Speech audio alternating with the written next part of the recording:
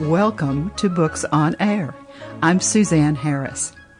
Books on Air is a series where we do a deep dive into the writer's passion. We talk about why they wrote the book, what their writing process is like, and what they hope their readers will take away from the book. You, dear listeners, get a glimpse behind the curtain, if you will. Joining me today is someone I cannot wait to introduce you to. His name is Dr. Barry G. Wren, and he has written a book called Sex for Females Only. Barry, now that we have their attention, welcome to Books on Air, and it's my pleasure to have you today. Thank you so much for being here. Oh, thank you for inviting me. Suzanne, when I read your work, I'm always impressed, and I just love to meet you somewhere where we could get together and have a cup of coffee and talk over so many things. I can think of nothing that would be more delightful. We'll have to make do with being across the pond from each other today, I'm afraid. Yes. You know, I've loved going to, every time I've been to the United States, I've loved going there. And, of course, I lived in Chicago for 6 months, so I'm very familiar with American background and activity, and I enjoyed it as well. But I'm looking forward to getting to Texas. Is it now that you live in? Yes. Yes. I've only been to Texas on a fly in and fly out, so I don't really know Texas as much as I know California or in that area, and of course up in the northeast of the United States. But no, I enjoy it. It's good. Well, let's talk about the book, because I know people are saying, wait a minute, the title of this book is Sex, and what does it mean for females only? So I want to make sure they understand this is not some kind of sex manual. This is something that's very different. Why did you decide to write this book now? What made you do it now, Barry? Well, the problem that people were bringing up so often is that there was a big difference between males and females, and they talked about it as being gender inequality. Well, that's probably quite true. There is some gender inequality, but not through brains or anything else like that. But there are two separate races of people. The females are different to the males in so many different ways. And I think we should regard them as being like horses, is a good example.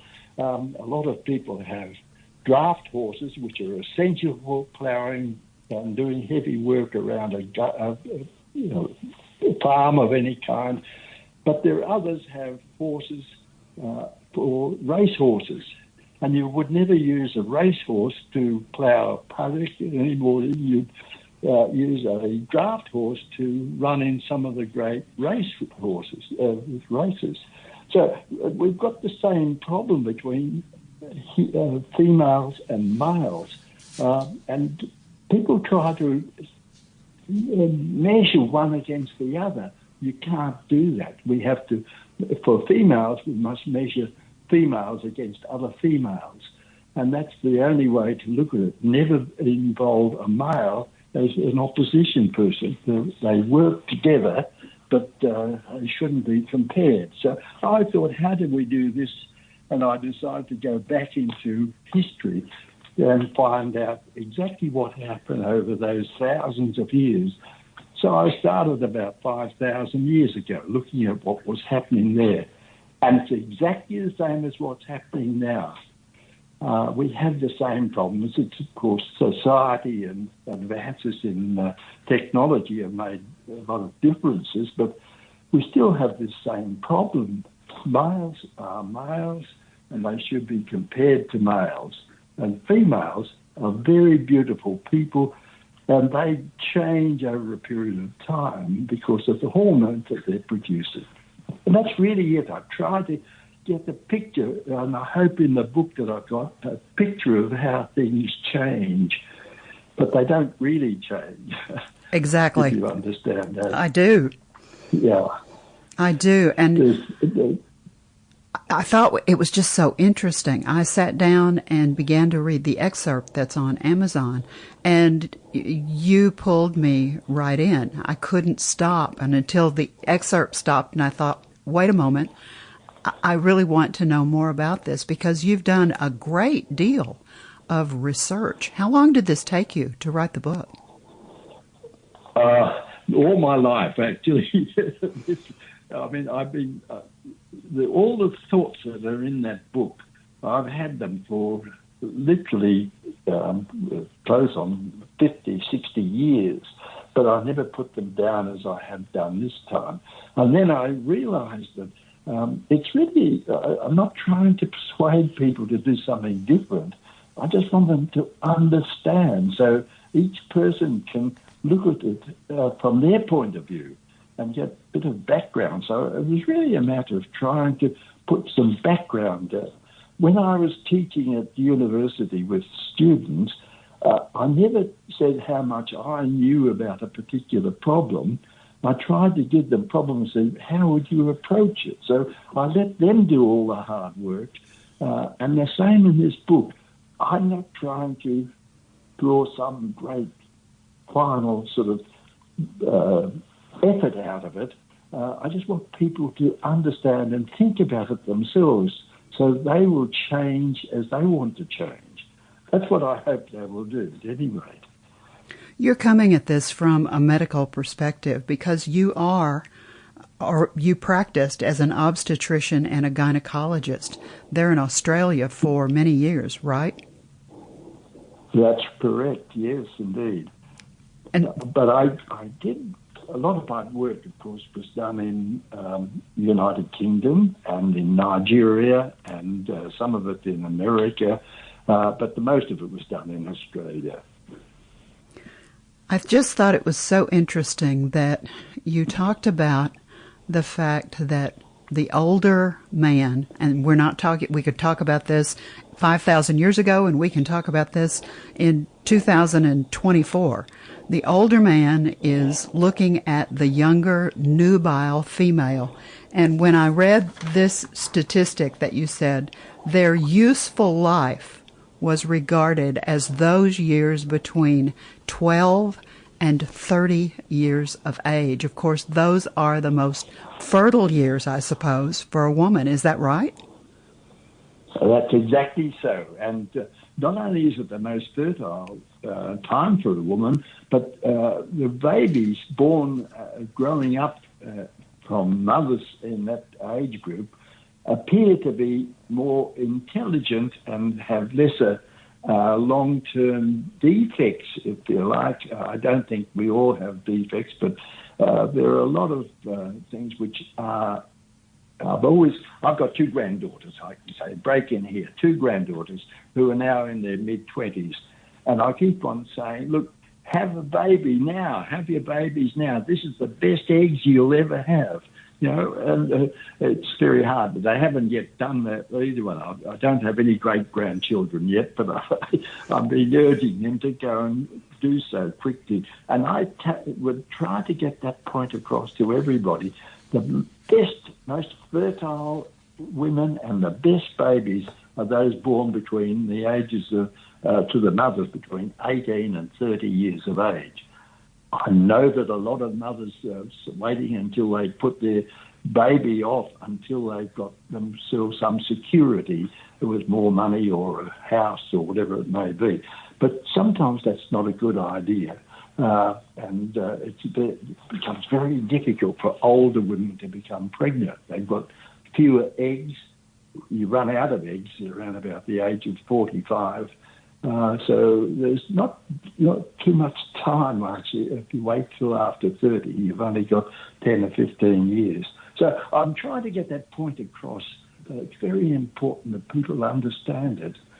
And I hope it comes out of somewhere in that book of mine. I've said something about a couple of chapters about how hormones and eggs are related to the beauty of a woman, a nubile beauty. And that's it. Of course, when I was reading it, I couldn't help but think of women like Anne Boleyn, who Henry VIII wooed, threw away his wife, wooed her, married her, and then she could not produce the heir that he wanted. And so what did he do? He cut off her head. And I think that's an example of the kind of thing that you were talking about in the book. The fact that the man desires the younger woman, and if she can't produce, now this is historical, you've done your research, and if she couldn't produce, or as she got older, he would often trade her in for the proverbial younger model. Am I understanding what you wrote? Yes, exactly so. That's not very much different now, by the way. I see lots of people, older men in their 50, 60, 70 years of age, marrying women who are 20 and 30 years younger because they're not only very beautiful, but they're more likely to produce an heir for them. And that's happening around, and I'm sure that you will know somebody or some couples that have that sort of relationship. It's nice to have it, by the way. In my age now, in 90s, I don't look to procreate anybody, any other children, but I do enjoy my friends, my female friends, and almost, apart from the guys I play golf with, most of my friends are female. And I enjoy their company, and it's marvellous to see them come in. And they're all many years younger than me. There are some of them in their 30s, their 40s, and so on like that. I enjoy their company. It's good. But I'm not interested in procreation anymore. So I don't have that problem. Oh, Barry. You're making me blush over here, Barry. I love females. I love beautiful young females. As I said, I have two granddaughters, and they really are beautiful. I mean, everybody says how gorgeous they are. They are. But I wish they'd go on and have some children. But anyway. When you were writing this book, when you were writing this book, who did you think you wanted to have read it? Who was your audience in your head? I wanted both men and women to read it to understand that this problem. I mean, the problem in the society at present is gender inequality, where they think, women are as good as men. They're different to men. We don't have to think about them being as good at doing something like that. We have two entirely different races of humans. And I just wanted to get the message over to them that there is no real difference in any of the other features at all, that women are women and they just get older, unfortunately, without any hormones. I wanted them to understand that so women could continue producing some, they don't produce it, they'll buy it and get their doctor to give them the right hormones to maintain their body. All those things. I mean, it's so complex to think about why we need to be doing this, but people have to have knowledge. And unfortunately, we don't get too many people at school being taught about what happens to their body properly. That hormones and so on all play this important part. I'm sorry, I'm having a little dissertation there about my own sort of talks about education, and I've been involved in it for so long, and I'm going to be heading off in the wrong direction. I'm sorry about that. That's quite all right, Barry. That's quite all right. Because I agree with you. I think that it's important that people get that kind of information, and they may not be getting it in school. One thing that I thought was very, very interesting was your choice for the cover of the book. It's 8 young women, And I read in the book that the cover that you chose, it's 4 women on one line and 4 women on the other, and they have on sort of a bikini-looking outfit, and it's a 3rd century ceramic that's in the floor of the gymnasium in a Roman villa in Sicily. Barry, where did you find exactly this right. piece? Where did you find this piece, and how did you choose it? It's one of the many times that my wife and I, we used to go to Italy every year, and we went to Sicily 2 or 3 times. And in Sicily is the Piazza Armerina, which is a village, I should say, but there was a villa there owned by a very wealthy Sicilian. But on the floor of his gymnasium, he had the inscription or the mosaic there. I took a photograph of it and brought it home with me as to what it was.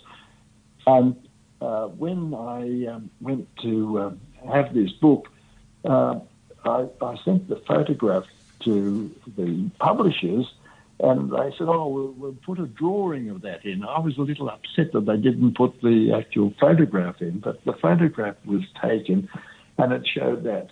The other thing which is there, I'm pleased that you brought this point up. In those years, and it's no different now, of course, women develop breasts, and some of their breasts are large and tend to hang down, be a bit of a nuisance if you're going to be an athlete somewhere or do something, your breast hangs down. But in those days, 2,000 or 3,000 years ago, they didn't have brassieres.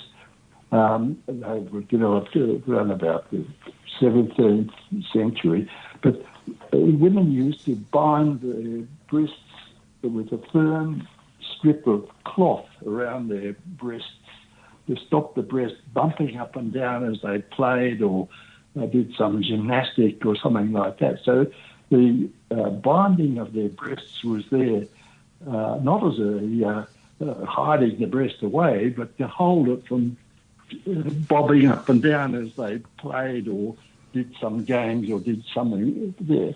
And the same thing around their waist. They put a strip of this cloth around their waist and brought the ends of that up between their legs so that their labia and vagina was hidden from view. But it was easily undone and taken off. So a lot of these women started a particular gymnastic activity with binding of the cloth around their breasts and around their genital region, but either by the cloth or falling off, or some of the spectators pulling the cloth off and exposing them there for sexual activity. That was a fairly common occurrence. And it's very interesting. I thought it made a good view of what it was like to see women in those days.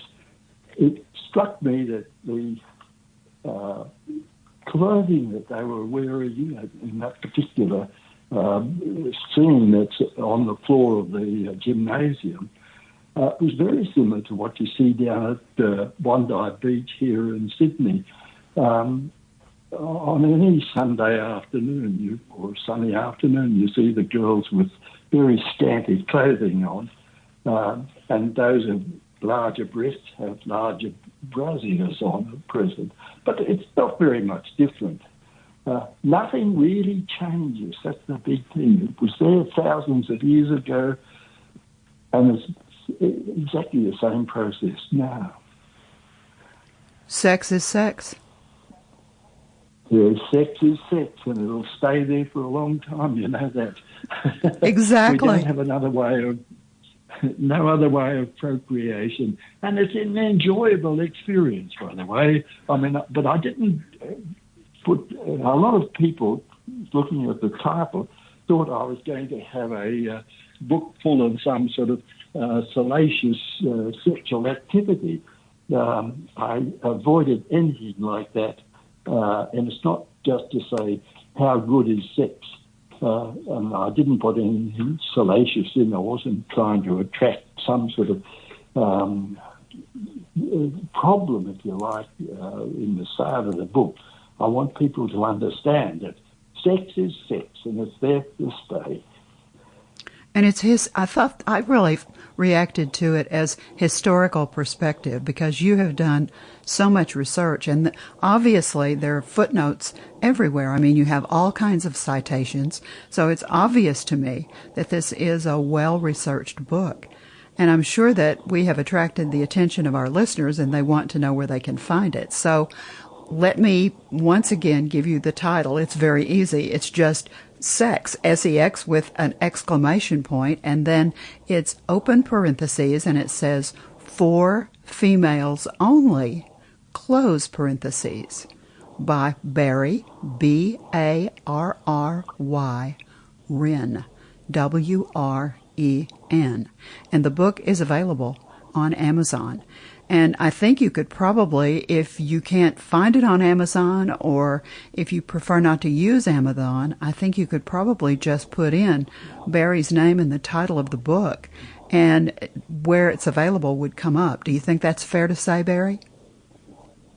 Yes, indeed. I'm sure it will. Some of my relatives here in Australia have already done something like that, and they say most of them got it from Amazon, but there was a couple of them got it from some other source. I didn't actually remember what the other sources were. I didn't take too much notice. I was just happy that they bought the book. That was the important point. And I'm very happy to talk about my book, by the way. I don't have any objection to people criticising it. I'm sure there will be people who are critical about it. But it's really a matter of trying to get the history of events taking place, rather than try to subject people to a method of education. It's my idea of education is to provide problems and that people solve them. Personally, when I began to read your writing, I found it interesting, matter of fact, intelligent, articulate, and informative. I mean, I found it quite interesting. I didn't want to stop when the excerpt stopped, and I think perhaps our listeners. That's nice of you. No, it's true. That's... It's true. I wanted more. Well, somebody else has been trying to get me to write not a sequel, but I've written another section altogether, looking at different aspects of sexuality, mainly to do with the creation of a person, how a woman is created. And that's a little bit more complex and more scientific, but I haven't yet decided. As I say, I'm 93, and I think I'm doing very well to have people like you and other people around the world say, oh, that was a good book, and I'm always proud of it and very, very happy about it. I hope that other people enjoy it. Well, it's not like this is your first book. You've written 26 books. When I read that, that's right. I was quite surprised. Are they all on medical topics, or is it a variety? Oh, no. The name WREN was a very, very famous name in UK, in United Kingdom. Christopher Wren was a great architect, but not only was he a great architect, he was a great anatomist, and he was good in mathematics as well. So fascinating just to know about this man. He went to had just interesting alone. At the age of 14, he was at university, and at the age of 21, he was elected as a professor of astrology. I think it was astrology, but anyway, he was so brilliant. He was not one of my ancestors, unfortunately. We not directly descended, but we think that his father had two or three other sons, and we think that we might be connected to some of those people there. But the Wren family was pretty famous over a period of time, so I wrote a story about the Wrens and how they came to Australia. Unfortunately, two of them came out as convicts. They were caught stealing money from a merchant. They were sentenced to be hanged. That was in 1818, and they eventually got away from the hanging part and got sent out to Australia, and that's where we started. So I wrote a book about them. Well, you have just been delightful, and I always like for the author, everybody's work is very important to them. It doesn't matter whatever the work is, whether it's a scholarly work like yours or even a children's book. Authors are very passionate about what they write because it's quite a process to write one book, much less 26. And I was wondering, when our listeners become readers, what thought would you like for them to take when they sit down and read a copy of Sex for Females Only? When they close that back cover for the last time, what do you want them to take with them, Barry? The one thing I want them to take is that when a young girl, a 10 or 11-year-old girl, ends up being a beautiful adolescent and young woman, that occurs following a cascade of hormones which occur, and it's that cascade of hormones finishes when her ovaries run out of eggs. And after that, she doesn't have all those hormones which had a positive effect on her body. And the thing to do is she can get those same hormones given to her, which will maintain. I won't make her young again, but they will maintain the cells so they don't deteriorate. I want her to understand that she doesn't have to give up at the age of 45 or 55 or whatever it may be, but that she can maintain good therapy, good feelings, good body, good attitude, by maintaining hormones. In exactly the same way as a diabetic takes insulin and needs that insulin to manage her sugar system. But there's a whole lot of things there. I want the women to go away thinking, I think I'll go and see my doctor about getting some hormones. And that's what I want.